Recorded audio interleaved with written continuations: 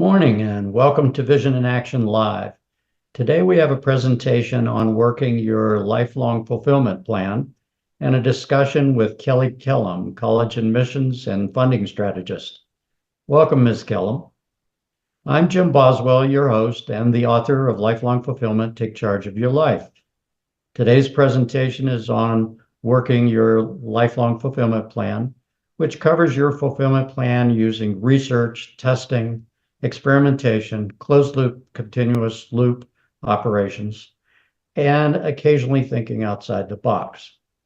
Let's see how this works. In the research arena, you're always going to be faced with the fact that you don't know everything you want to know at any given particular point in time. And your research should correspond to your priority projects at any point in time. So that's okay. This is a normal state of life. Things will also change while you're, living your life and setting your priorities. So you're in a position to need to refresh your knowledge and vision. Things do change in even fairly mature disciplines. You don't want to rely on a single authority as you look for credible point solutions. You want to look for some convergence and validations from multiple authorities. So if you get two PhDs who've done research and they're coming up with very similar conclusions, then you're accomplishing this convergence on a truth that you may want to base a decision on. Authoritative resources, to recap, can be found in books, libraries, certainly online, through podcasts, lectures, and trainings. You can find hosted activities in and out of group formats. Many of them could be free. And you can find formal and informal continuing education and certification. And I do want to emphasize that you need to focus on certification and credentialed experts. Secondhand books, publications, and sport, hobby, and activity gear all makes it really easy to experiment. You don't have to spend a lot of your capital on these kinds of things. So a research example I'd like to point out to you is if we look at the book Abundance by Peter Diamandis and Stephen Kotler, our attentions is demanded, they maintain that our attention is commanded by flight or fright reactions that are normal to human beings, that bad news always trumps good news in our immediate attention span. And it is, in fact, a survival imperative. It's something we all live with. So that means that negative information tends to be the preponderant information that we have available to us and exceeds the positive information that's also being developed over time. Exponential progress, which Mr. Diamandis likes to talk about, in critical areas actually leads to abundance, which is not something we would normally assume. So to validate abundance, how would we go about doing that?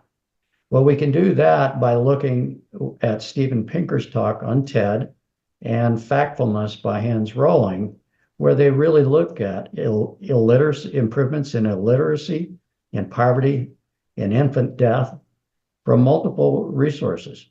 So we can say that, at least Peter Diamandis, his proposal is rational and probably pretty well fact-based and supported by other authorities.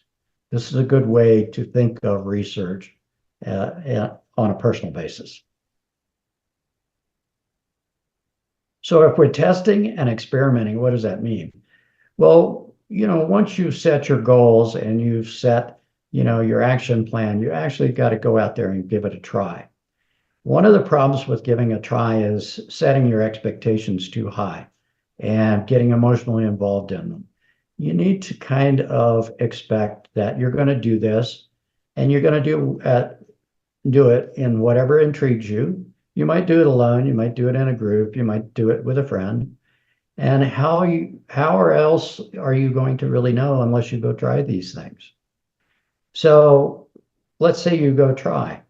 Well, how does it feel to you?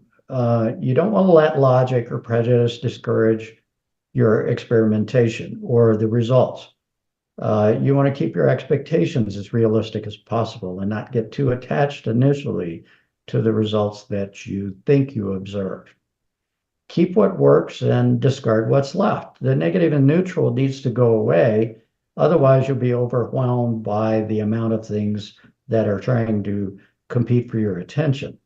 So we want to keep the things that are absolutely positive and then feed that back to our goals, objectives, and planning process. You want to be patient. For some of these things, it's going to take a little time. You may be on a learning curve, which will take time to get up to a point of competency. And it gets better from here. And your ability to do this gets much better over time as you actually do the experimentation and testing. So continuous closed loop improving. What you want to do in reevaluating your plans and exercising your plans is close the loop. Only you know you, so you own this process and all the results thereof. Other people can speak for you, but they're not going to necessarily know what's right for you. So your brainstorming leads to experimentation. It leads to results from trying things, and it informs your future initiatives as you grow into the lifelong fulfillment development process. It'll help you develop goals, test your plans, measure and feedback the results, and adjust your vision accordingly. It will help you work the process every day. So in that case, sometimes it's making friends, learning something new, enjoying the results and the progress that you observe. And it's iterative. It's often around critical life events, especially, things like graduation, career decisions, marriage, children, moving, death, retirement, and so on. So don't think that the plan you set at age 22 is the plan you're going to be working on at 45 or the retirement plan you'll be looking at between 60 and 65. Another thing is to stay focused. Use the Pareto rule, return on investment, timing, and diminishing points of returns so that you're not wasting your effort. Stay focused on the top priority items and work those first. And early success will show that your vision and goals are doable. And that'll kind of feed back to your positive aspect about, well, it sounds like I've got the right set of goals. I'm doing the right set of activities, and we're doing fine for now. So think also outside the box. Many of the solutions you'll be seeking initially will be things that are well documented, pretty common to all individuals, but occasionally you're going to be wanting to think about other ways. Occasionally, at some occasion, you're going to maybe think about having children. One of the things to do before you make that critical decision is take a look at what that cost structure is and how well that goal fits in with your financial state. And is the timing right? Based on 3 authoritative resources, we come up with a figure of $233,000 on average before college just to raise and rear and educate children. And here's some experts. Tom Van Ripper of Forbes talked about this. The Journal of Marriage and Family talks about it. And how much does it cost to raise a child in the United States in 2021 by Ms. Chepkanovska. So there's 3 authoritative resources. And it's something you might really want to look into before taking the leap. Another thing that will be of consequence to many is the decision to go to college or professional school or some other route to making a living. So here we use an example of taking the licensed electrician route with 2020 U.S. Bureau of Labor Statistics data. Basically, they make an average of about $62,000 a year. 80,000 would be the maximum end of that range and about 43,000 the minimum. And electricians are only 1% of the 39 million individuals employed in 2020. So if you look at that, we can conclude that it's certainly a high demand career. There's limited supply, limited number of people doing it. It does require a license, and you have to be educated in some form or fashion to attain that license. But the training is relatively limited, and there's no college expenses to look forward to. Time period on this is probably about a year. Very different than a 4-year college degree. Let's take a look at some others. So another is outside the box. All of us talk about transportation, carbon in the atmosphere, and a warming climate. So one thing to do is reduce your transportation costs, because that reduces carbon emissions if you're driving a regular automobile and doesn't further exacerbate global warming. So you can stop driving outright. But how are you really going to do that? Would you just drive less? Would you use leased auto services? Maybe you want to look at, if you're a city person, maybe you just want to get a bicycle. At $375 for a bicycle, that's adequate. It'll last 5 years, and then you just get a new bike later. Pretty cheap and certainly fuel efficient and certainly emissions efficient. An e-bike, not quite as efficient because you got to charge it. But the total cost over 5 years is only about $3,400, and you can get a new one after 5 years. The monthly mass transit on average might be $65, or you might be doing taxi rides. That might fit you if you're less athletic and don't want to go the other routes. Another DIY thing is upcycling, and that's a good solution for creative people.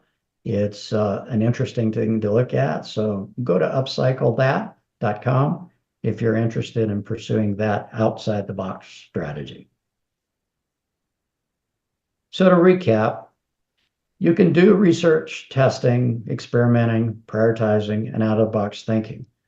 These will all be appropriate at some point in your planning and execution process. You can do flexible, closed-loop, continuous improvement, personal development over an entire lifetime. And when we talk about an entire lifetime, the critical years of that are somewhere between 20 and 22 and 60 and 65. So you can go to the website lifelongfulfillment.com for everything, and including this Working Your Plan newsletter, which speaks to specifics. Now's the time in our program when we entertain perspectives of point solution experts and those people that are leading self-directed lives. Today we have with us Ms. Kelly Kellem. She holds a BA at San Jose State College, and she's owner of Kelly Kellem Consulting, and she does college admissions and funding strategies. Welcome to Vision in Action Live, Ms. Kellem. Thank you so much, Jim. I'm so happy to be here and have the opportunity to talk with your guests a little bit. Well, we're really eager to have your information for our guests. So I did that introduction, but I'm sure there's more to it. Maybe there's some things you would like to fill in so that people understand your expertise and your experience a little better. Sure. I am a former teacher. Currently I am a financial coach. I'm also a step parent. And this aspect of my business really grew out of a desire to find a better way to send my stepkids to college without them coming out with a huge amount of debt, or without us going into debt to do that. Mm-hmm. So I learned a lot in the process of over almost 10 years of going through this. And what I have discovered is that there is definitely a way to pay less for college and to do it with as little debt as possible, but it doesn't begin at the end of the process. It doesn't begin in a student's senior year. It begins all the way back in the freshman year of high school or even 7th and 8th grade. But once you do that and you find the right fit school, got your preparation done, it is very possible to go to college for less money with less stress, because the college process is definitely one that is stressful for parents and for the student. Right. And also, most of the people that work with me all the way through high school or from sophomore year forward save an average of $80,000 over the 4 years of college. So that's a real benefit. And so I'm on a mission to help families do that. That's pretty impressive. That's pretty impressive. So why don't we start with a basic question that the audience would be asking, and that is, in talking the lifelong fulfillment strategies, we spend a lot of time acquainting people with, data from Department of Labor, the census and so forth, that goes directly to the issue of education really drives incomes, and incomes drive your ability to support and realize your dreams because you've got the resources to do so. But not everybody has the same desires. Not everybody knows, I have to admit, when I was in my junior high years, I didn't know where I was headed. So maybe you could sort through some advice about, should I be looking for college? Should I not? Is it compulsory for me to be happy? Whatever you have by way of that to tell us. Well, first and foremost, college is not a necessity. Yes, you are correct. It is definitely something that gives you a leg up. Most people who attend college do end up making more, even their first year out of college, than somebody who did not go the college route. You make much more over your lifetime if you do go to college and have a college degree. However, college isn't right for everybody. One shouldn't feel that they have to go to college. And I know when I was growing up, the idea was you have to go to college. And I was what we call a first generation student. I was the first person in my family to graduate from college at the time that I went to college. So today we still have families that are students who are first generation in their family to go to college. And a lot of times they get a lot of pressure to go. Mm-hmm. And if they're not somebody who does well in school, if they're not somebody who enjoys studying, but they're someone who works well with their hands, maybe has a trade in mind or has a different skill that doesn't lend itself well to college, then there's nothing that says that somebody has to go to college to be successful or to be happy in life, because success has many different definitions. We all know that. Right. And lifetime fulfillment really is a definition of success as opposed to making money. Making money is important, but that's not the only reason to go to college. Right. Now, going back to your question about how does somebody approach this when they're in 7th and 8th grade and have no idea what they want to do, that's a really good question.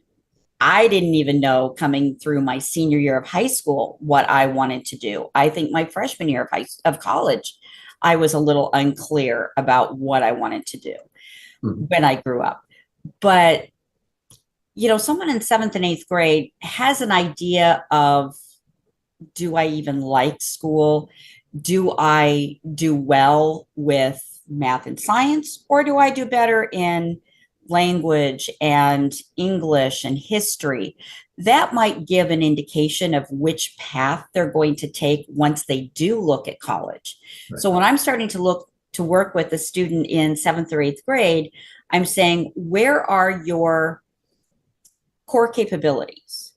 Let's look at that. We can do one of two things. If you have an interest in science, we can try to build your capability there. Or if that's really not an interest for you, we build you a curriculum going into the end of high school that enhances what your core abilities and interests are. Mm-hmm. So that students don't have to sit there and say, I have to pick a major, know exactly what I want to do when I'm in 7th or 8th grade. Right. That makes no sense. Right. That sounds good. And if I remember correctly from high school, you do get chances to influence which way your studies go using the elective process, right? Very much so. Very much so. And I love to sit down with students and even do some exploration through the elective process and say, okay, you think you're interested in this, your school offers a pre-vet program. Even right. In high school, there's a veterinary class or an animal studies class. Let's get you in that. Let's see what you think of that. Okay, that didn't work out. Next year, let's try this business class over here. I'm currently working with a student right now where we went through this same process. Uh-huh. And he's trying some business classes this next year. And we'll see exactly where he falls out. Nothing wrong with trying something in high school and finding out it's not what you want to do Mhm. before you spend a lot of money in college to find out it's not what you want. Yeah.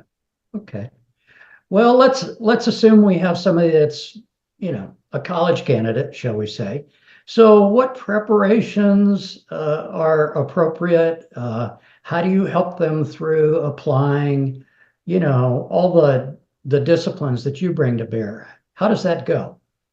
Well, very similar to the start is very similar to what we just talked about. I sit down with them, I understand what they enjoy. I understand where their skills lie, and we try to build a curriculum. Once we've done that, we also look at what kinds of activities might be right for this student. It is not a situation today where students need to try to do every activity under the sun and try to be the team captain, the president of the club, start a new club, do all of these things. They really should take a deep dive into something they really enjoy, maybe do two different activities. And if one isn't panning out for them, go deeper into the one that they really love and try to find a way to be a leader. And leadership doesn't always mean being the captain or the president. There are other ways to lead. But we work on the activities. And a lot of times I also have students do what some people call them passion projects, some people call them capstones, but some kind of an activity that really makes them stand out, gets to who they are. Maybe that's working with an animal rescue and doing a fundraiser for an animal rescue.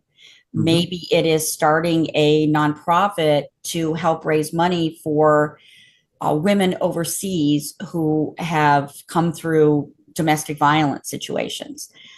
There can be a number of things. You can do research with a college or university in the scientific arena, but something that helps them dig deeper into, I want to say, a value that they have Mhm. and still gives them the opportunity to show a college what they can do on that college campus.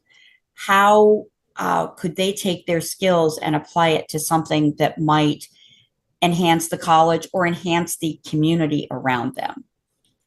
The other side of it is, of course, most people have heard about the standardized testing and how it is coming back into requirement. It's now becoming a requirement again for most of the colleges, to the dismay of many students, I will say. So making sure that they're being prepared for that testing. And I have students who just spent a lot of time preparing for the SAT. It's a good thing I had them already taking the test, because Illinois is not going to be doing the SAT after next January, after next December. They're going to move over to the ACT, which is a completely different type of test. Mhm. So it's really important to find out what works for you, be prepared for it in advance. And then I also work with students on college interviewing, a little bit on the interviewing process. I encourage them to find internships or do informational interviews, job shadows, so that they can really know what kind of a job they're looking at if Right. they want to, really invest time and money and energy in a potential career. I also work with them on their college essays. Having been a teacher at the high school level, that was something I was doing even as a teacher, was working with students on their essays. Mhm. The key thing is the way you fill out the application, and especially the activities portion of the application, the essay, and then also finding the right fit college. To me, that is the most important thing. And that is a journey that it can take 6 months to a year to find the right fit colleges for a student when they need to apply. I see. Okay. So let's move on and talk about this college choice scenario. You know, I remember facing it also as a young man. And I had a lot of help because, like yourself, my mother was a teacher and very committed to being prepared to go and that sort of thing. I remember visiting colleges as part of that, as like a junior in high school or so. Maybe you can carry that forward with what you're doing with your clients. Absolutely.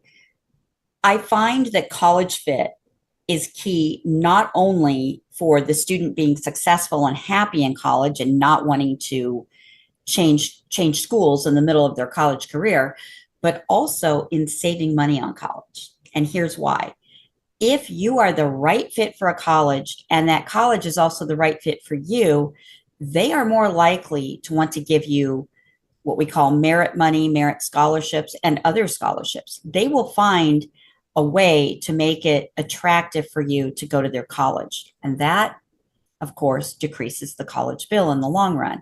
That's part of how I help families save an average of $80,000 by getting them into the right fit college.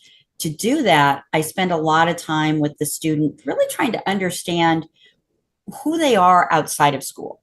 Are they somebody that just loves being near the mountains? Are they somebody who really wants to be in a city center like downtown Chicago and maybe wants to go to, Northwestern because they like being in that area of Chicago?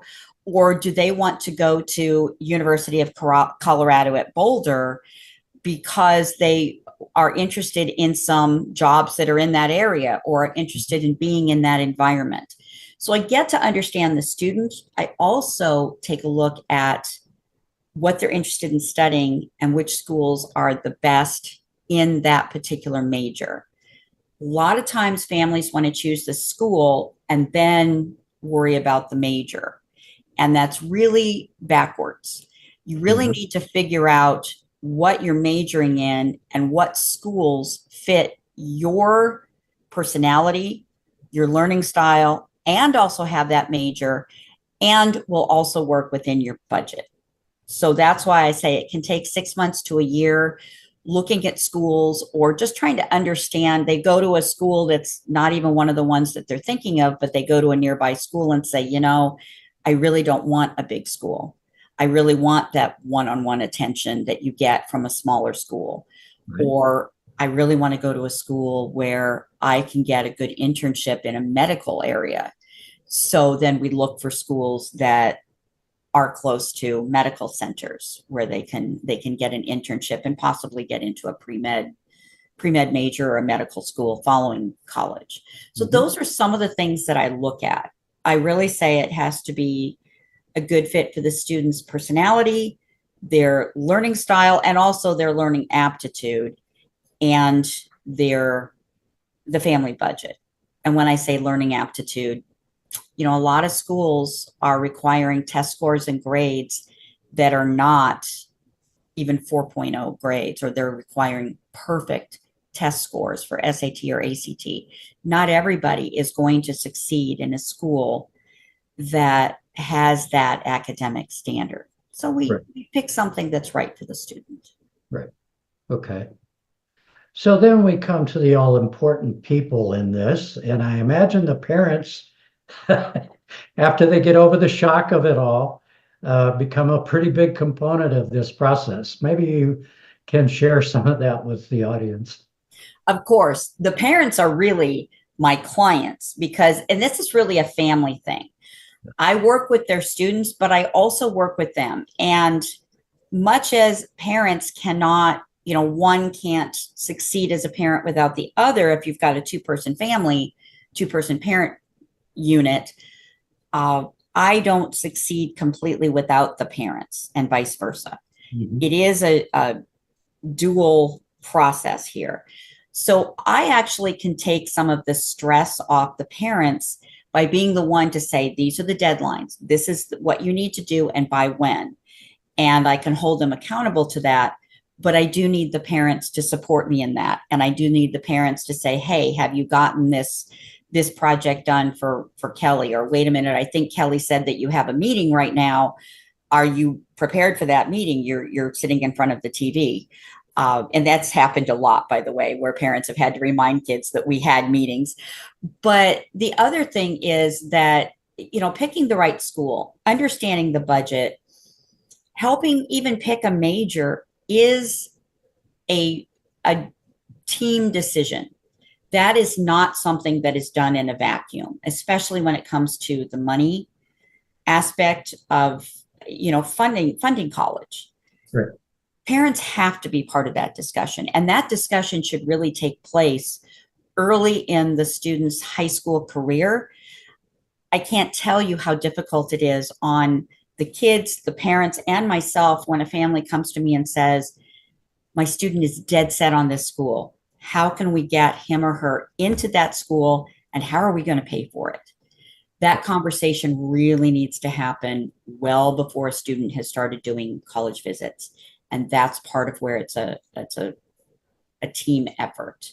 Mm-hmm. And even picking the major, a lot of times parents want to pick a major based on what they know is going to set their student up for financial success. Sure. As parents, we all have that in mind. I've even done it with my stepkids.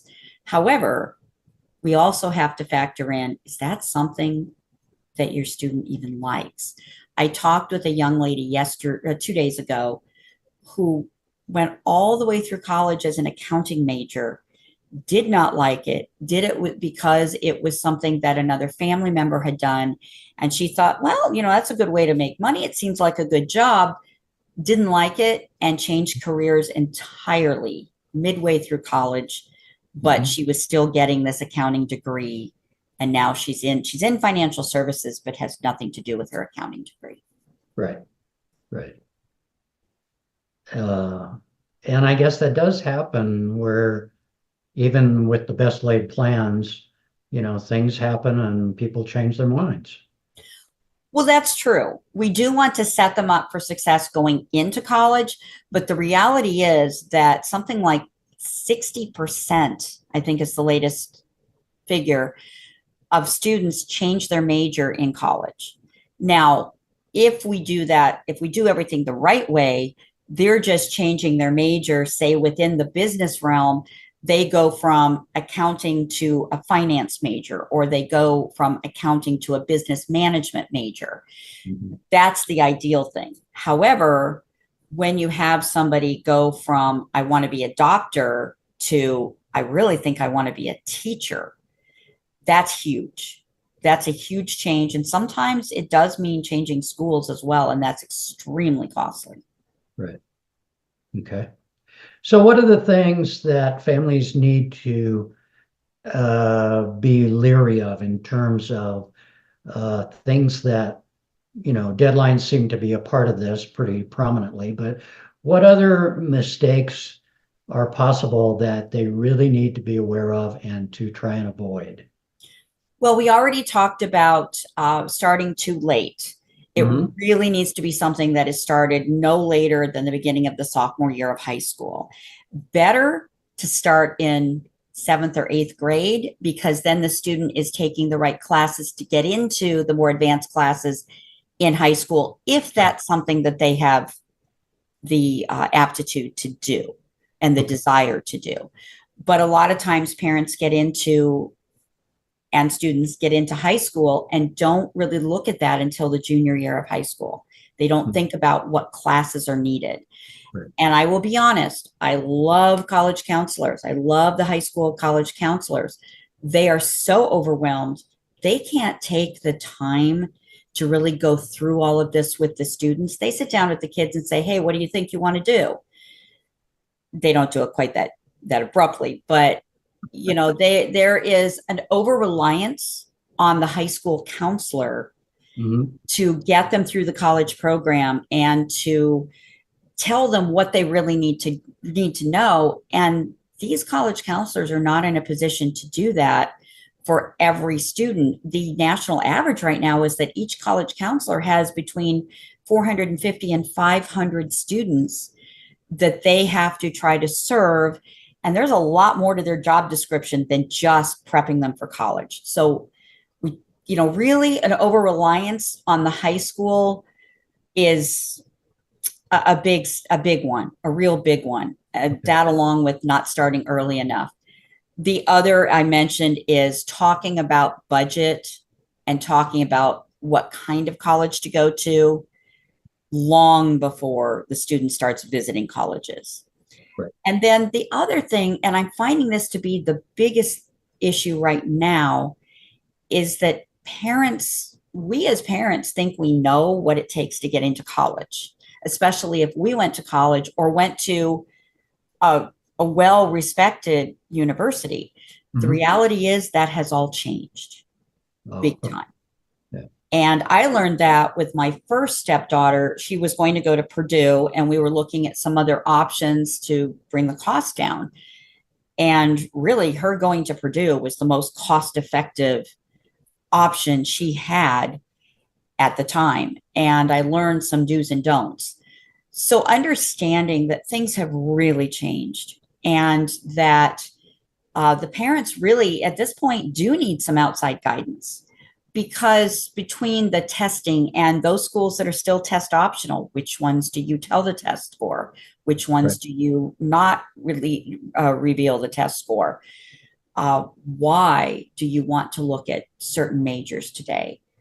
Today, a psychology major actually has more job opportunities than some other majors. If you get into a psychology major and you don't want to do just psychology, you have a lot of other ways you can go because Mhm. psychology is so important.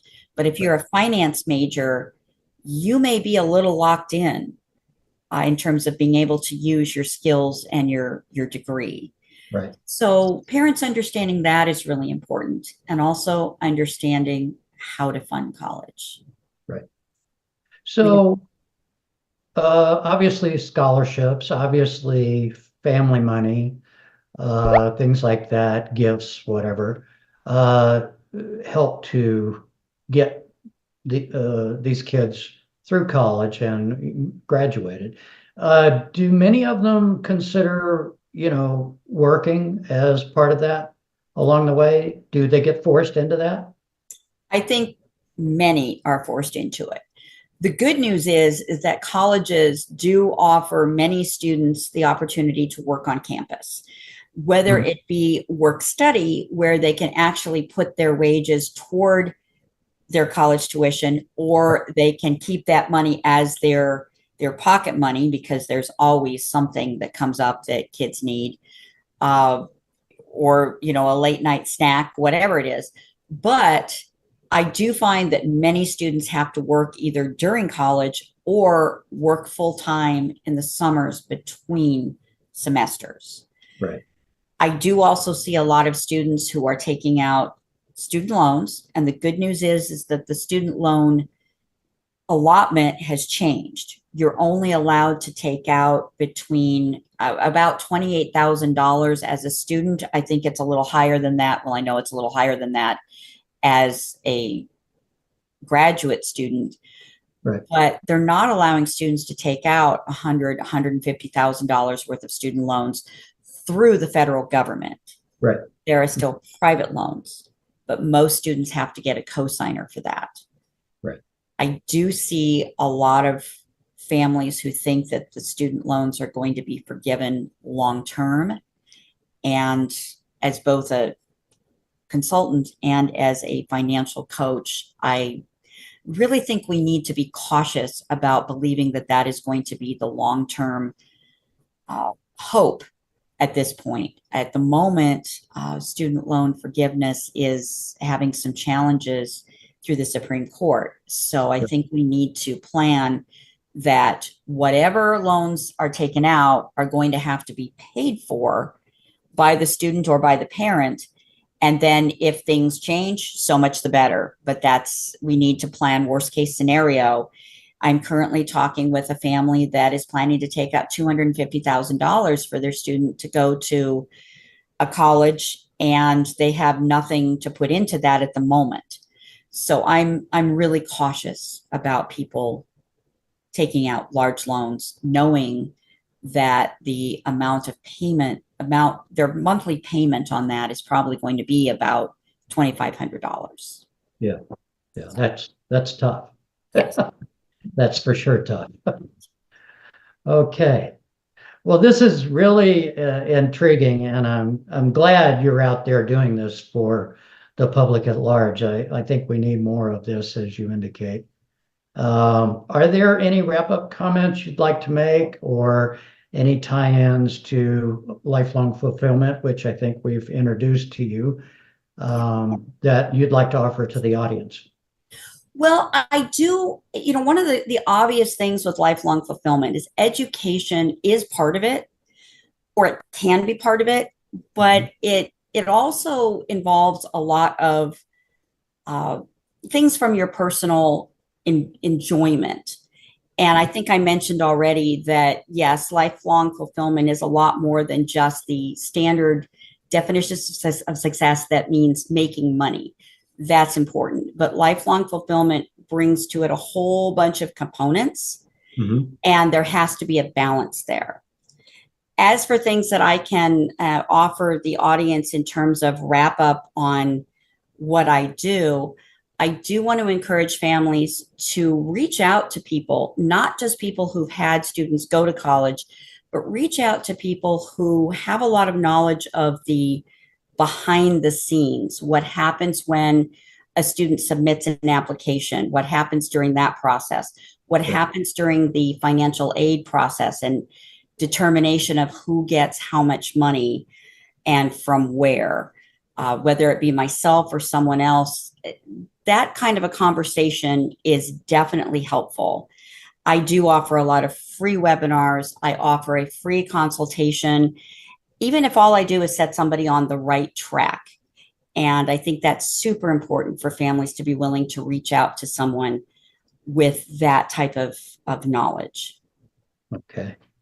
And so where can people reach you again if they need to get Well, in touch? my email address is kelly@yourcollegemoneycoach.com. I can also be reached via phone at 847-997-1449. Well, thank you, Kelly. This has been very interesting and very different. I'm glad you were here to help us acquaint people with the challenge. Well, thank you so much, Jim. It's my pleasure. And thanks again for the opportunity. Yes, and we look forward to seeing you again sometime. I hope so. That would be wonderful. Thanks again, Kelly. Thank you. So I want to thank our guest today, Ms. Kelly Kellem. It was a pleasure to get her insights. Vision in Action Live podcasts include presentations of important material from lifelong fulfillment and interviews of subject matter experts and people leading self-directed lives. Vision in Action Live podcasts are every week, and we announce them in advance. Thanks for tuning in. We certainly hope you found it helpful in your own life. Check out the Working Your Plan newsletter, the book Lifelong Fulfillment, collateral materials, and this podcast at lifelongfulfillment.com. I'm Jim Boswell. I'm your host. Comments and questions on the podcast or the book are all welcome at the website and at jim@lifelongfulfillment.com. Thanks so much for watching. We look forward to seeing you again at Lifelong Fulfillment and Vision in Action Live.